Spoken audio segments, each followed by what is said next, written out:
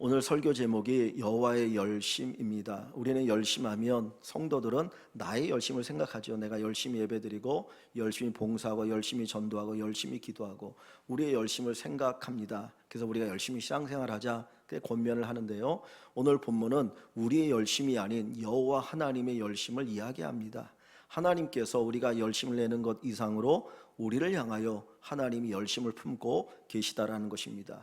열심이라고 하는 그 말의 뜻이 뭡니까? 그냥 간단하게 한문을 풀이하면 뜨거운 마음이에요. 뜨거운 마음, 무언가를 향하여 마음이 뜨겁게 일어나는 그것을 열심이라고 하죠. 무엇에 집중하여서 자기의 모든 것을 쏟아부을 때 열심이라는 표현을 쓰고 있습니다. 근데 이 열심을 조금 바꿔본다면 그 열심을 내는 동기가 두 가지가 있는 것 같아요. 하나는 목적이 분명할 때, 사실 우리 아이들 가운데 공부를 잘하는 아이들은 목적이 분명하지 않기 때문이에요.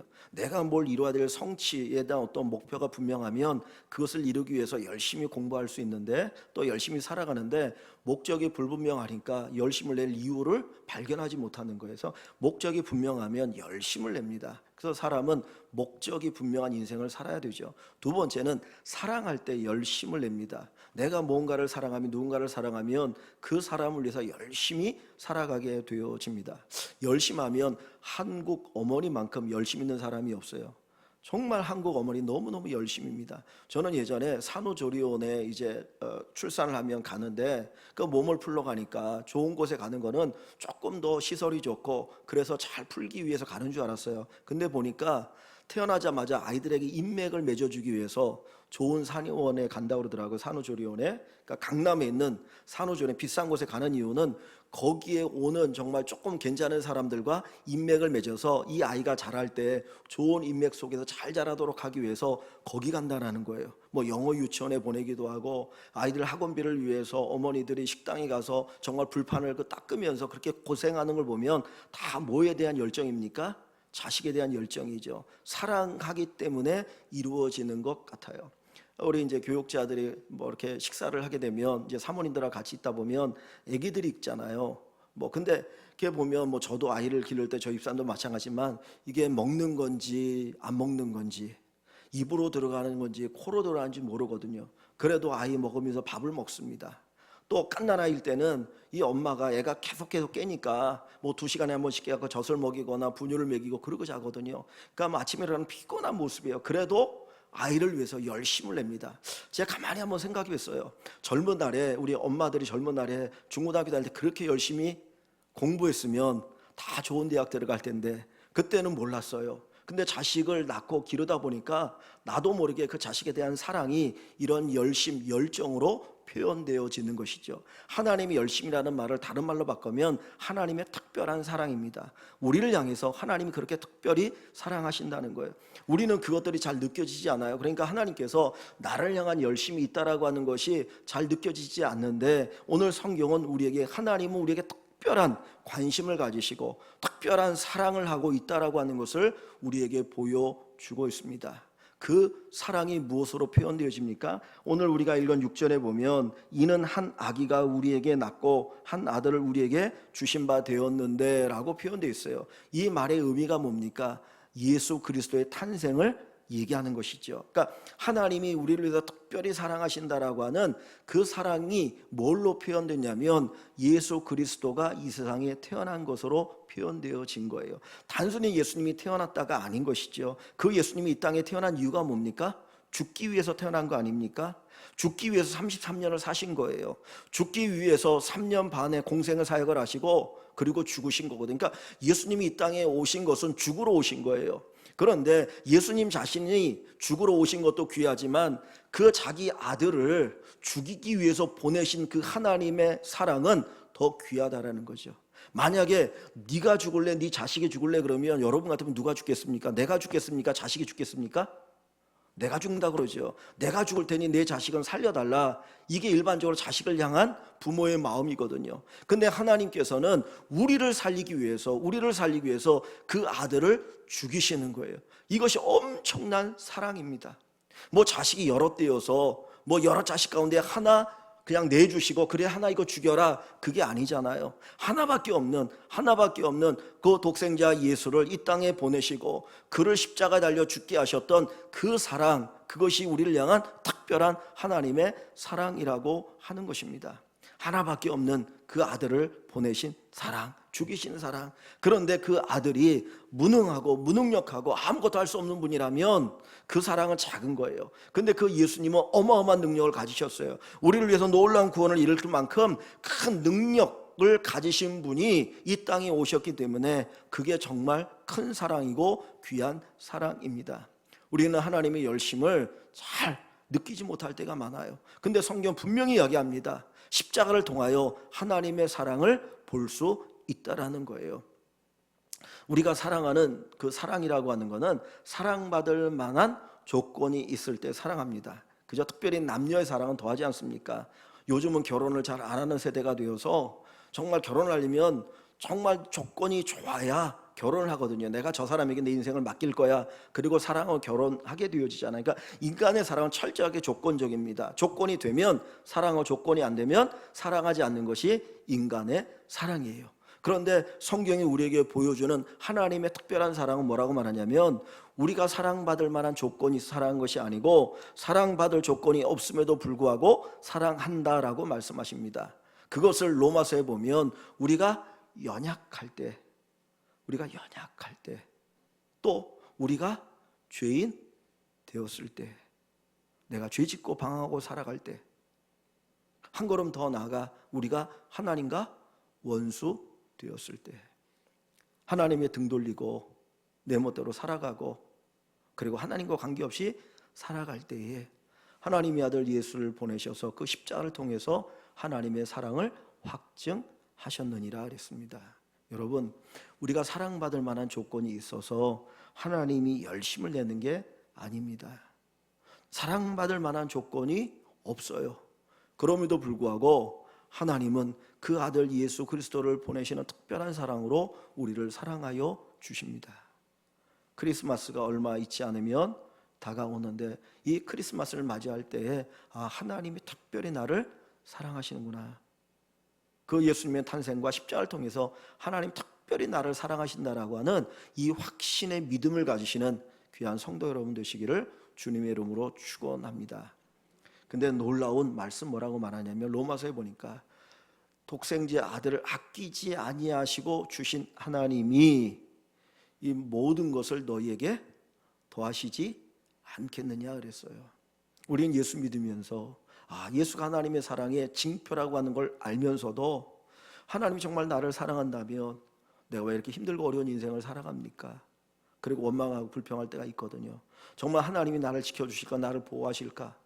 하나님께서 나에게 필요한 은혜들을 주실까라고 하는 의심이 들 때가 있어요. 그죠?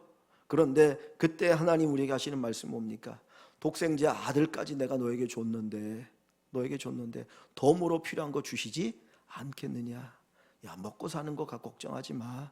내가 네 인생 책임져 줄게. 내가 네 자녀 책임져 줄게.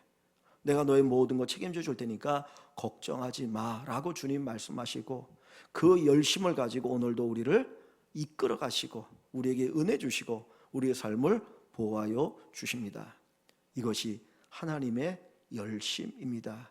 여기 예배하시는 우리 모든 성도들, 또 가정에서 예배하는 우리 모든 성도 여러분, 하나님이 나를 특별히 사랑하신다고 하는 이 믿음을 잃지 않으시고 조금 더 의심하지 마시고 확신할 수 있기를 주님의 이름으로 간절히 축원합니다.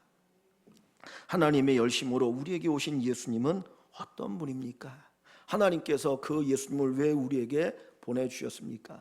이 이사야 9장은 이사야의 전체적인 문맥 속에서 볼 때에 뭐냐면 사랑받을 수 없는 이스라엘을 하나님이 사랑하신다라고 하는 거예요. 이스라엘 백성들은 하나님을 등지고 살아갑니다. 그래서 이사야 1장에 보면 이제 막 죄에 대해서 책망하면서 뭐라고 말하면 소도 그 주인을 아는데 어떻게 너희들은 하나님을 모르고 하나님 배반하고 떠나갈 수가 있느냐. 그것에 대한 안타까운 마음을 가지고 책망하셔요. 그런 이스라엘을 향하여 하나님이 사랑하시는 것을 보여줍니다. 그런데 이스라엘 역사는 어떤 역사냐면 하나님을 등지고 하나님을 떠나서 우상 숭배하고 죄짓고 범죄하게 되어지면 항상 뭐가 오냐면 이방의 침략을 받았어요. 그러니까 이방의 침략을 받으면 우리가 죄를 지었구나, 회개해야지, 하나님께 돌아가야지. 그리고 그들이 회개를 하기도 하거든요. 그래서 돌아옵니다. 하나님 쓰셨어요. 근데 오늘 이 이사야 9장 1절도 보면 이 이스라엘 백성들이 하나님을 떠나서 이방의 침략과 고통을 당하는 그 상황 속에 있는 것입니다. 나라는 점점 약해집니다. 위대한 왕이라고 생각했던 그 왕도 힘을 하나도 쓰지 못하고 아람이나 북이스라엘이나 아니면 아수르에 의해서 침략을 당하고 나라가 점점 쇠퇴해지는 고통을 겪게 되어집니다. 그때마다 백성들의 마음속에는 어떤 생각이 듭니까? 우리에게도 정말 귀한 왕이 있었으면 좋겠다. 우리에게도 정말 멋있는 왕이 있었으면 좋겠다. 이 나라를 잘 이끌어갈 수 있는 왕이 우리에게 있으면 좋겠다라는 생각을 갖게 되어지는 것이죠. 이스라엘 백성들이 왕을 구했던 근본 원인이 뭡니까? 근본 원인이 뭐냐면 다른 이방의 나라를 보니까 왕이 있어가 전쟁할 때 왕이 앞장 싸우니까 힘이 있더라는 거예요. 그러니까 우리에게도 왕을 세워서 우리를 위해서 전쟁할 수 있는 그 왕을 세우게 해달라고 하나님께 요청을 하죠. 그러니까 하나님을 자기들의 왕으로 모시는 것이 아니라 인과당을 세워서 뭔가를 해보려고 하거든요. 그러니까 왕이라고 하는 존재는 백성을 위해서 움직일 수 있는 존재입니다. 뭔가를 하는 존재입니다. 그런데 그 왕이 타락하면 오히려 백성이 고통을 당하는 거죠. 그래서 하나님이 사무엘 선지자를 통해서 말씀하잖아요. 너희가 왕을 달라고 하는데 그 왕이 오히려 너희를 고통스럽게 할 거야 라고 이야기를 하고 이스라엘 역사에 보면 그런 일들이 많이 일어나고 있습니다. 그래서 하나님이 이제 이 이스라엘 백성들을 향해서 예수님을 보내시는데 그냥 보내는 것이 아니라 왕이신 예수님을 보내시는 거예요.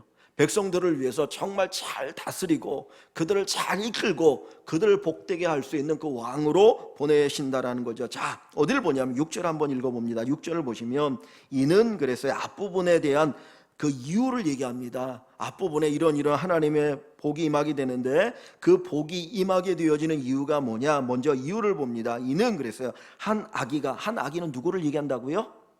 예수님을 얘기하는 거예요. 예수님에 대한 예언이에요. 한 아기가 우리에게 낳고 한 아들, 예수님이죠, 우리에게 주신 바 되었는데 갓난아기로 마리아의 몸을 통해서 태어나신 그 예수님이 어떤 분이냐면 자라서 그의 어깨에는 정사를 메었고 그랬어요. 보통 어깨는 힘을 가리킵니다. 힘을 의미해요. 그래서 이 어깨에 정사를 메었다라고 한 정사라고 하는 것은 통치권을 의미하는 겁니다. 대통령에게 뭐가 주어집니까? 통치권이 주어지잖아요. 그래서 대통령이라고 하는 그 말 자체가 큰 통치권이잖아요. 그죠? 그러니까 어깨에 정사를 메었다라고 하는 것은 한 나라를 다스릴 수 있는 통치권이 그분에게 주어졌다라는 거예요. 자, 그리고 나서 그의 이름은 기묘자라 모사라 그랬어요. 이름이 기묘자라 모사라. 기묘라고 하는 것은 놀랍다라는 의미예요. 놀랍다. 모사라고 하는 말은 상담가라고 하는 말이에요. 근데 우리 성경에는 기묘자, 모사 이렇게 구분되어 있는데 좀 더 정확하게 얘기한다면 기묘자, 모사가 같이 하나가 되어야 해요. 그러니까 기묘한 모사다. 그러니까 이 말은 놀라운 상담가라는 거예요. 예수님이 통치권을 가지고 계신 분일 뿐만 아니라 놀라운 상담가예요. 여러분 언제 상담하러 가십니까? 내가 힘들고 어려울 때, 내 인생에 어떤 문제가 풀리지 않을 때, 내가 심히 고통당할 때 내 힘으로 안 되니까 누군가를 찾아 상담하잖아요. 그런데 그 상담이 너무나 뛰어나가지고 우리의 문제를 잘 풀어주고 이렇게 살면 됩니다, 이렇게 사십시오라고 상담을 해주는데 그런 상담자가 누구라는 거예요? 예수님이에요. 예수님 놀라운 상담자가 되어서 내가 가지고 있는 인생의 문제들을 그 예수님 앞에 가지고 나가면 그분이 다 풀어주셔요. 그래서 수고하고 무거운 짐진 자들아 다 내게로 오라. 내가 너희를 쉬게 하리라. 내 인생의 무거운 짐을 가지고 주님 앞에 나가십시오. 주님께서 우리의 짐을 대신 짊어주시고 그 문제를 다 풀어주십니다. 이게 예수 믿는 기쁨이고 예수 믿는 맛이지요. 그래서 예수님은 기묘자라 모사라 그랬습니다. 그런데 그 예수님께서 이렇게 우리에게 놀라운 상담자가 되어지고 문제를 해결해 줄 수 있는 이유가 어디 있냐면 그 뒤에 보니까 전능하신 하나님이라 그랬어요. 전능이라는 말이 뭡니까? 모든 걸 다 할 수 있다는 거예요. 예수님 모든 걸 다 할 수 있습니다. 그래서 제자들이 3년 반 동안 주님 따라다니면서 그들이 경험했던 게 뭡니까? 야, 예수님이 진짜 전능하신 하나님이구나. 병든 자를 고치고 귀신을 내어 쫓고 자연을 다스리고 그리고 죽은 자를 살리시는 그 모든 걸 통해서 야, 예수님은 전능하신 하나님이다. 오늘도 우리는 전능하신 하나님을 의지하기를 원합니다. 전능하신 하나님이 여러분의 인생의 문제들을 풀어주시고 여러분을 위해서 놀라운 일들을 이루어 주실 것입니다. 그것을 위해서 예수님이 이 땅에 오셨다라는 것이죠. 뿐만 아니라 그분을 뭐라고 말합니까? 영존하시는 아버지라 그래서 영존하시는 아버지. 영존이라는 말은 영원히 존재하는 거예요. 영원히 잠깐 있다가 사라지는 존재가 아니고 영원하신 분, 영원하신 분. 그분이 아버지라 했어요. 영존하신 아버지. 이 아버지라고 하는 이 의미는 그냥 아버지일 수도 있는데 요 아버지는 어떤 의미냐면 보호자란 말이에요. 보호자. 아버지는 자식을 보호하는 역할을 하잖아요. 보호자의 역할을 하는 거예요. 그러니까 영원히 우리를 뭐 하시는 분이에요? 보호하시는 분이에요. 그러니까 영원히 우리를 보호하시는 분으로 오셨고 그리고 마지막 뒷부분에 보니까 평강의 왕이다. 평강의 왕이다. 평강이라는 말은 뭐냐면 나라를 잘 부강하게 해가지고 다른 나라가 침략하지 못하도록 만들어서 그 안에 평강이 있는 거예요. 계속 침략을 당하면 나라가 평강합니까? 평강하지 않잖아요. 불안해서 못 살잖아요. 그런데 그 평강의 왕이라고 하는 것은 강력한 나라를 만들어서 그 어떤 것들도 침범하지 못하고 백성들의 태평성대를 누리도록 하는 것이 평강의 왕이라는 것입니다. 그러니까 예수님은 어깨에 정사를 메어서 통치자로 오셨어요. 그리고 기묘자라 모사라. 그리고 뭡니까? 전능하신 하나님이고 영존하신 아버지고 평강의 왕이셔서 그분이 우리를 위해서 놀라운 구원을 이루어 주시는 것입니다. 그래서 그 뒤에 7절에 보면 뭐라고 말하냐면 그 정사와 그 다스림과 평강, 나라가 강해서 평강에 더함이 있어요. 엄청난 평강을 누리는 것이죠. 그것이 무궁하며 끊이지 아니하고 또 다윗의 왕자와 그의 나라에 군림하여 그 나라를 굳게 세우고 하나님의 나라를 굳게 세워서 우리에게 이 하나님 평강을 마음껏 누리며 살아가는 은총을 베풀어 주신다라고 하는 것을 말씀하고 있습니다. 자, 그래서 지금 이후로 영원히 정의와 공의로 그것을 보존하실 것이며 여러분 나라가 망하는 그 지름길이 뭡니까? 공의가 사라지고 정의가 무너지는 것이죠. 그러니까 부패하면 나라는 망해요. 경제가 발전해도 부패하면 그 경제도 한순간에 무너지는 것입니다. 그러니까 하나님께서는 예수 그리스도를 통해서 영원히 정의와 공의로 그 하나님의 나라 평강의 나라를 보존하실 것인데 그것이 뭐라고요? 여호와의 열심이더라. 이런 메시아, 이런 예수 그리스도를 우리에게 보내주셔서 그분을 통해서 하나님의 나라가 세워지고 평강의 나라가 세워지고 거기에 있는 모든 백성들이 하나님의 평강을 누리며 살아가는 그 축복을 경험하게 될 것인데 그것이 바로 크리스마스의 의미입니다. 우리는 죄의 노예가 되어서 욕심의 노예가 되어서 끊임없이 고통을 당하고 살아가죠. 이 인류의 역사가 뭡니까? 죄 이후의 역사라고 하는 것이 죄의 역사 아닙니까? 그 인간의 죄가 어떻게 이 세상에 만연하는가? 한 사람의 범죄로 말미암아 세상에 죄가 들어오고 사망이 들어오고 로마서 1장에 보면 그 죄의 모습들이 엄청나게 다양한 모습으로 나오고 있거든요. 그 죄 가운데 신음하는 것이 인간의 모습입니다. 그래서 그런 인간을 위해서 하나님이 특별히 사랑하셔서 열심을 내셔서 하나님의 아들 예수 그리스도를 보내주시고 십자가 위에 물과 피를 쏟으시고 생명을 주심으로 우리에게 이런 구원의 은총을 베풀어 주시는 것, 그것이 바로 하나님의 열심입니다. 여러분, 하나님께서 오늘도 우리를 한없이 사랑하고 계십니다. 한없이 사랑하십니다. 우리는 예수의 십자가를 볼 때마다 이 성탄절을 맞이해서 아기로 이 땅에 오신 그 예수님을 생각할 때마다 하나님이 나를 이렇게 사랑하시는구나, 하나님이 나를 이렇게 사랑하시는구나, 이 사실을 우리가 더 확신하시고 더 감사하시고 더 기뻐하시는 귀한 축복의 은혜가 있기를 주님의 이름으로 간절히 축원합니다. 자, 그 은혜가 어떻게 펼쳐졌는지를 이제 9장 1절부터 4절에서 우리에게 이야기하고 있어요. 조금만 더 살펴봅니다. 자, 1절에 보면 전에 고통받던 자들에게는, 그래서 전에 고통받던 자들에게는 흑암이 없으리로다. 흑암이라고 하는 것은 이렇게 안 좋은 거잖아요. 고통이나 무슨 여러 가지 것들을 흑암으로 표현하는데 더 이상 그들이 고통받지 않을 것이다.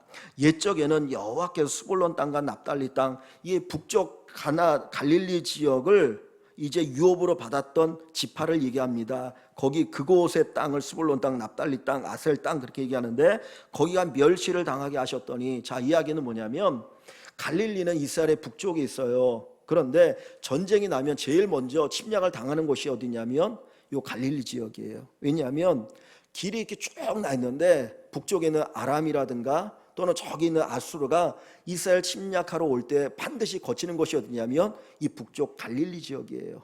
갈릴리 지역. 그러다 보니까 전쟁이 나면 제일 먼저 고통을 당하는 곳이 어디예요? 갈릴리예요.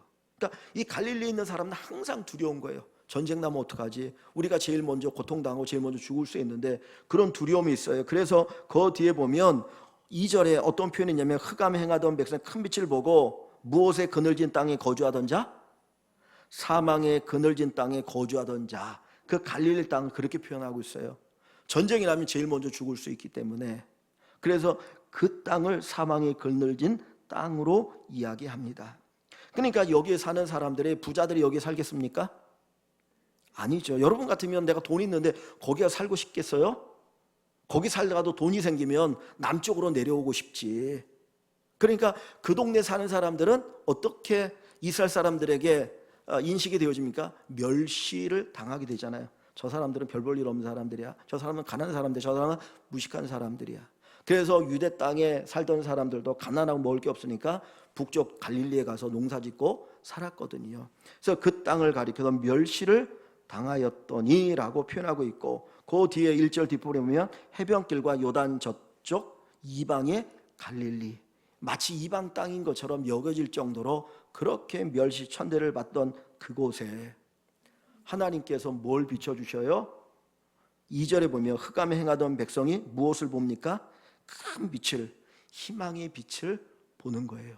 그 전까지는 아무런 소망 없이 살아가던 그들에게 하나님께서 희망의 빛을 비춰주시니까 나타나는 역사가 뭐냐면 갈릴리를 영화롭게 하셨느니라.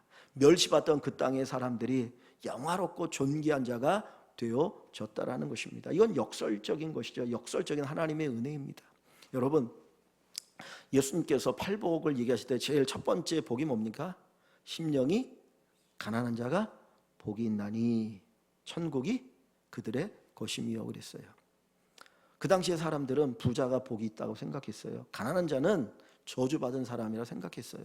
근데 누가복음에는 그 팔복 첫 번째를 뭐라고 하냐면 심령이 가난한 자가 아니라 그냥 가난한 자는 복이 있나니 그랬어요. 심령을 빼놓고 가난한 자는 복이 있나니 천국이 그들의 것임이요.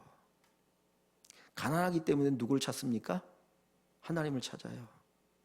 부자 청년이 구원의 문제를 가지고 예수님께 나왔어요. 근데 그가 결국 예수님을 떠난 이유가 뭡니까? 그가 무엇인 거로? 부자인 거로. 부족한 게 없어요. 넉넉해요. 내가 돈 많은데 영생도 중요하지만 나는 이 돈을 놓을 수가 없는 거예요. 왜? 돈이면 세상에서 모든 걸 누리고 살아갈 수 있지 않습니까? 권세도 살 수 있고 명예도 살 수 있고 쾌락도 살 수 있고, 그러니까 많으니까 하나님의 필요가 없는 거예요. 그런데 이 갈릴리에 사는 사람들은 철저하게 굶주린 사람들이에요. 멸치를 당한 사람들이에요. 누구를 더 바라봅니까? 하나님을 바라보는 거잖아요. 메시아 그분을 바라보는 거예요. 예수님께서 사역을 시작할 때 빌립이라고 하는 사람이 예수님을 만나고 나서 자기 친구 나다나엘을 찾아가서 이야기하지 않습니까? 야, 내가 메시아를 만났는데 그분이 나사렛 예수더라. 그랬더니 그 나다나엘이 뭐라 합니까? 나사렛에서 무슨 선한 게 나오겠느냐? 그 갈릴 땅의 그 총구석에서 선한 게 뭐 나와? 유대 땅에서 메시아가 오지. 그럼 무시해 버리잖아요. 그러니까 갈릴리는 이런 곳이에요. 그런데 여기에 누가 찾아오셔요? 예수님이 찾아오셨어요. 예수님이 3년 반 사역을 하시는데 주로 어디에서 사역을 하십니까? 갈릴리 지역에서 복음을 전하시고 거기 놀라운 일을 행하시잖아요. 멸시받는 자들에게 복음의 좋은 소식을 전하십니다. 거기에 영광의 빛을 비춰주십니다. 거기에 병든 자를 고치시고 귀신 들린 자를 치유하시고 그리고 자연을 다스리시고 그리고 죽은 자를 살리시는 엄청난 놀라운 은혜를 베푸신 곳이 바로 이 갈릴리 지역이었어요. 멸시당하는 그곳에 하나님의 영광이 임합니다. 내가 오늘 살아가는 삶이 힘들고 어렵습니까? 우리 집사님이 기도했던 것처럼 특별히 코로나 때문에 엄청난 고통과 아픔을 당하죠. 돈 있는 사람들은 이 코로나 이거 영향 안 받아요. 왜? 돈이 있으니까. 그런데 없는 사람들이, 자영업자들이, 소상공인들이 계속 어려움을 당하지 않습니까? 왜? 없으니까. 근데 이게 한쪽으로 우리가 하나님을 바라볼 수 있는 은혜예요. 없기 때문에 주님 바라보는 거죠. 멸시당하니까 주님 바라보는 거 아닙니까? 고통당하니까 주님 바라보는 거 아닙니까?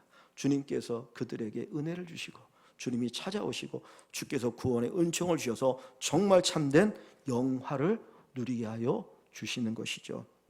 자, 3절을 보시면 주께서 이 나라를 창성하게 하시며 망할 수밖에 없는 이 나라를 주님이 왕이 되어서, 예수님이 왕이 되어서 창성하게 하시며 그 즐거움을 더하게 하셨으므로. 나라가 망해가면 즐거움이 있습니까? 없습니까?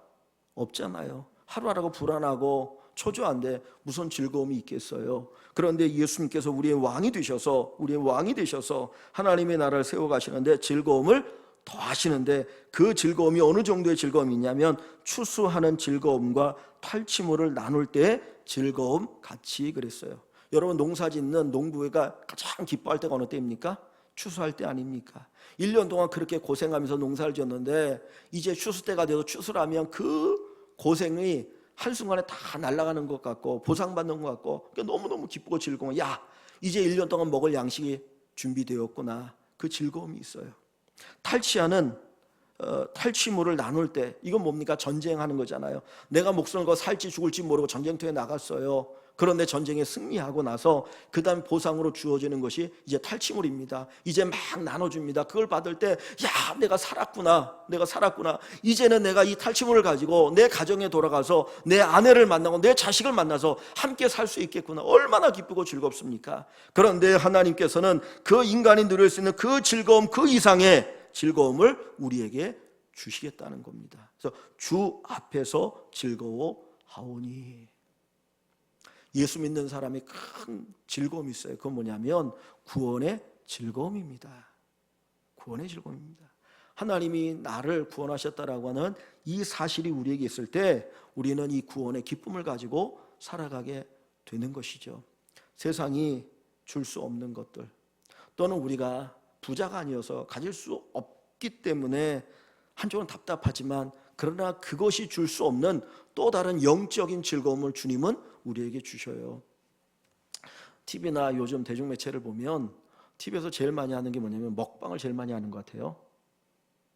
그죠? 그래서 저녁 식사할 때 이렇게 TV 틀어놓으면 무슨 뭐 정보에 관한 얘기를 하는데 죄다 뭐 음식점 얘기야. 먹는 거. 그러니까 그걸 보다 보면 무슨 생각이냐면 사람들이 그런 것 같아요. 야, 잘 먹으면 행복하겠구나. 그죠? 그런 의식을 계속 집어넣어 줍니다. 근데 요즘은 또 뭐 TV에서 뭘 많이 하냐면 또 집에 관한 걸 많이 하는 것 같아요. 그죠? 그래서 집을 구해주는 뭐 이런 거 하면서 좋은 집들을 쫙 보여주니까, 야, 진짜 나도 저 집에 살았으면 좋겠다. 저 집에 살면 행복하겠네. 그런 생각들을 또 사람들에게 막 넣어주는 것 같아요. 그러니까 뭐냐면 잘 먹고 좋은 집에 살면 최고로 행복한 거야. 그런 생각을 막 인간에게 넣어주는 것 같아요. 그러니까 돈을 더 많이 벌어야 되겠죠. 그런데 오늘 주님 뭐라고 하냐면 그것과 비교할 수 없는 진짜 영적인 기쁨을 내가 너에게 주겠다라는 거죠. 하나님께서 예수님을 통해서 우리에게 이 기쁨을 주셔요. 예수 믿는 사람, 성령 충만한 사람, 정말 하나님의 은혜를 체험하는 사람은 이 기쁨을 누리고 살아가게 될 것입니다. 사랑하는 성도 여러분, 하나님 주시는 이 기쁨이 여러분 안에 가득하기를 주님의 이름으로 축원합니다. 근데 4절을 보시면 이는 그랬어요. 이렇게 예수님께서 큰 빛을 비추시고 이 즐거움을 풍성케 하시는데 그것이 어떻게 일어나느냐 하면 4절에 이는 그들이 무겁게 맨 멍에, 이스라엘 백성들이 오늘 우리를 얘기하는 거죠. 무겁게 맨 멍에와, 멍에라는 게 나옵니다. 짐이죠. 무겁게 맨 멍에와 그들의 어깨에 채찍으로 맞는 걸 얘기하는 거예요. 채찍에 맞는 것, 그 압제자의 막대기를 주께서 꺾으시되 그랬어요. 그냥 이것을 이 당시의 사건으로 본다면 이방 나라 아수르나 뭐 그런 강대국에서, 애굽이나 강대국에서 침략을 당해서 압제를 당하고 마치 노예같이 어렵게 살아가는 삶을 얘기하는 거예요. 그들의 포로가 되고 노예가 되어지면 이들의 기쁨이 있습니까? 즐거움이 있습니까? 없는 거죠. 그래서 하나님이 그 압제를 어떻게 하십니까? 꺾으신다는 거예요. 그 멍에를 하나님 벗겨주시고 채찍과 압제자의 막대기를 꺾으셔서 너희를 자유케 하고 너희에게 참된 해방을 주신다라고 하는 걸 이야기합니다. 오늘날 우리 인생을 묶고 있는 게 뭡니까? 죄 아닌가요? 죄가 우리를 고통스럽게 만들지 않습니까? 욕심 잉태한 즉 죄를 낳고 죄가 장성한 즉 사망을 낳느니라. 사단은 죄를 통해서 우리를 신음하게 만들어요. 우리를 죽이려고 합니다. 그래서 죄책감을 갖게 하고, 소위 말하는 상처라고 하는 것도 어떻게 보면 죄의 다른 모습이거든요. 과거에 받았던 그 상처에 신음하고 거기에 매여 살면서 끊임없이 자기의 종로로 타다가 숨지게 만들려고 하는 것이 사단의 괴략입니다. 그런데 예수님께서 어떻게 하십니까? 그 죄의 권세를 깨부수는 거예요. 어디에서? 십자가 위에서. 우리가 죄를 이길 수 있나요? 우리에게 몰려오는 죄책감을 이길 수 있습니까? 내 안에 있는 상처를 우리가 이길 수 있습니까? 아니, 없어요. 없습니다. 내적 치유라고 하는 걸 하고 상담이라고 하지만 한순간이에요. 지나고 나면 또 죄책감이 몰려오고 열등감이 몰려오고, 그리고 상처 때문에 힘들어 하거든요. 그러니까 인간은 이길 수 없어요. 그래서 여기 보면 뒷부분에 4절의 뒷부분에 보시면 뭐라고 표현되어 있냐면, 다시 4절을 봅니다. 이는 그들이 무겁게 맨 멍에와 그들의 어깨의 채찍과 그 압제자의 막대기를 주께서 꺾으시는데, 예수 그리스도가 꺾어버리는데 어떻게 꺾습니까? 미디안의 날과 같이 하셨음이니이다. 미디안의 날이 뭐냐면, 사사기 보면 유명한 사사가 있죠. 기드온이라고 하는 사사가 나오는데, 요 기드온 때 미디안이 침략을 해가지고 압제를 하는 거예요. 그냥 사람들이 막 신음하고 살아갑니다. 그랬더니 하나님께서 기드온을 이렇게 세우시죠. 원래 기드온 되게 겁쟁이였거든요. 야, 네가 사사가 되어서 이스라엘 구원해라. 그랬더니 기드온, 내가 뭘 할 수 있겠습니까? 그래서 하나님이 징표를 보여주셔요. 그래서 사람을 불러 모았는데 얼마가 모였습니까? 처음에 모인 숫자가 몇 명이죠? 2만 명이 모였어요. 그런데 야, 많으니까 다 보내라 그래가지고 1만 명 보내고, 나중에 물 먹는 거 시험해가지고 몇 명을 남깁니까? 기드온에 300용사죠. 300명. 300명을 데리고 이제 전쟁을 하는 거예요.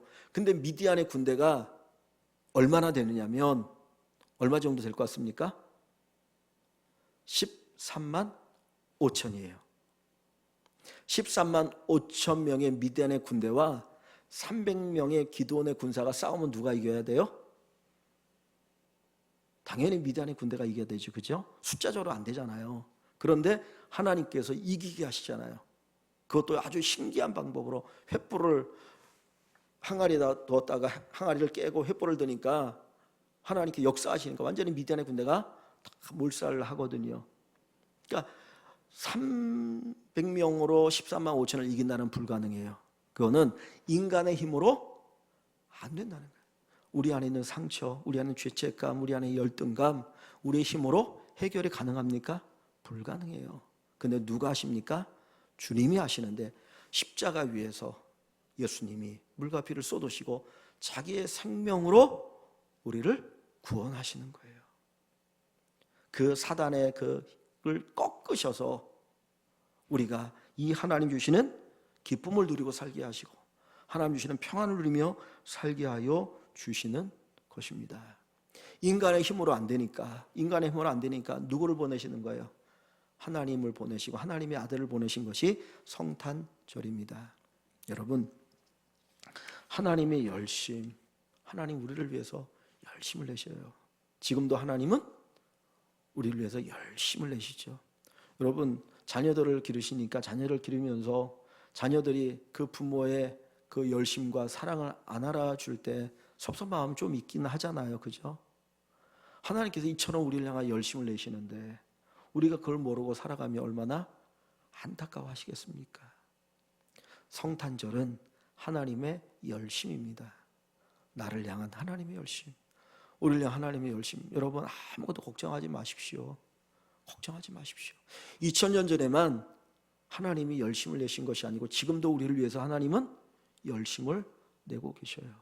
여러분을 위해서, 여러분의 자녀를 위해서, 여러분의 가정을 위해서, 우리의 모든 것을 위해서 열심을 내시고 우리를 마지막 저 영원한 천국까지 들여 보내실 줄 믿습니다. 그래서 우리는 그분을 의지하면 되는 거예요. 그분을 의지하십시오. 주님, 나는 부족합니다. 내가 어떻게 이 압제의 막대기를 꺾을 수 있겠습니까? 당할 수밖에 없어요. 그런데 주님을 의지하오니 전능하신 하나님이, 영존하신 아버지께서, 평강의 왕이신 주님이 우리의 놀라운 일 행하셔서 그 하나님의 은혜로 오늘도 살게 하시고 내일도 살게 하시고 우리 입에 끊임없이 이 기쁨의 찬송이 가득하게 하여 주옵소서. 이 기도가 우리 모두에게 있기를 주님의 이름으로 간절히 축원합니다.